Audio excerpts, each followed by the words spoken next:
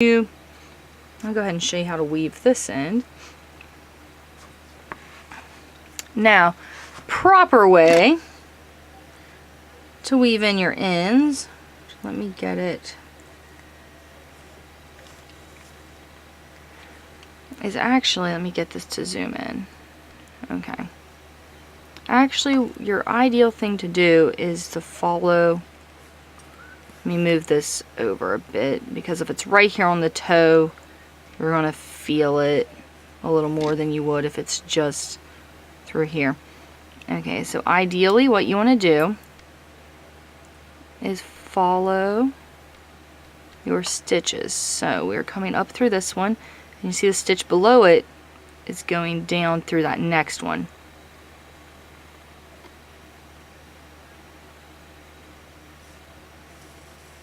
See, there's no knots or anything. And then you look and see, okay, so what's going on? It's going down. It's actually going down through this one.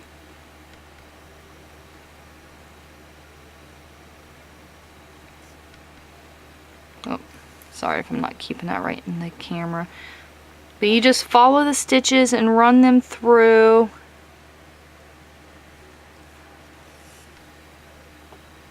And that will hide this in just perfect. And there won't be like a big clump, there won't be a big knot. You can see where I've been running that through. It just looks like the stitches. It's just, I can feel it's a little thicker, but it's nothing that would irritate me or cause any issues. That you just do that, you know, a couple inches or whatever, it doesn't really matter. And then you just take your scissors and cut it when you're done. Let me go and grab my scissors. Leave in your ends. We will start with this one. I'm just going to take a crochet hook, pull it to the inside. Now this one, you just want it out of the way.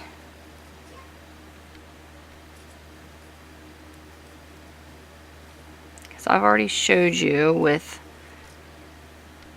your heel, well, with the toe, when you finished off the Kitchener, how to kind of weave it in, where you want it to follow the stitches. Something like this, you don't really want your ends loose right up next to the top. So I just bring them down a few stitches. See, you don't really see that on the other side. It's not showing.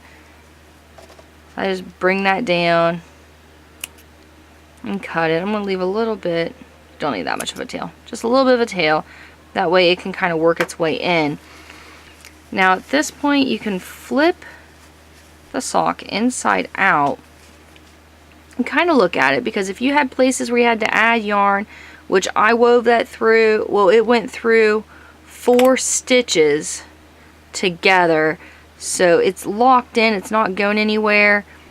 I'm just going to move it down a few stitches.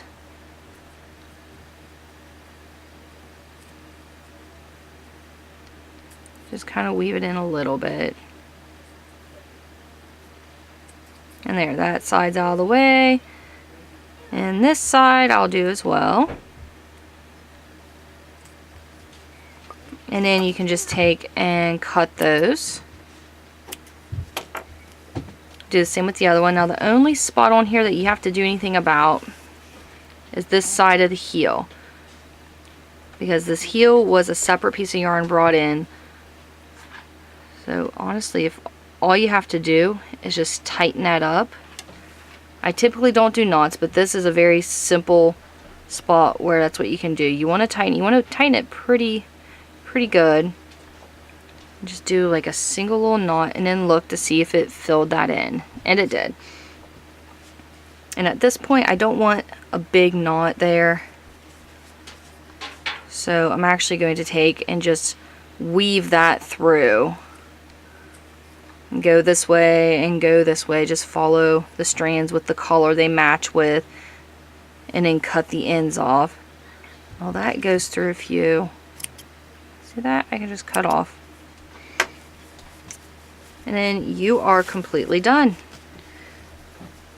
So I'll show you both the socks side by side. See, I didn't match up the collars at the very beginning, so they striped the exact same, which you don't have to do that. You can if you want, but the stripe pattern is so thin, I didn't think it was necessary with this specific pattern to match them up exact. So there you go. Socks are done. Any questions or comments, please leave in the comment section below, or you can email me. My email is in the description below. Thank you so much for watching, and don't forget to subscribe.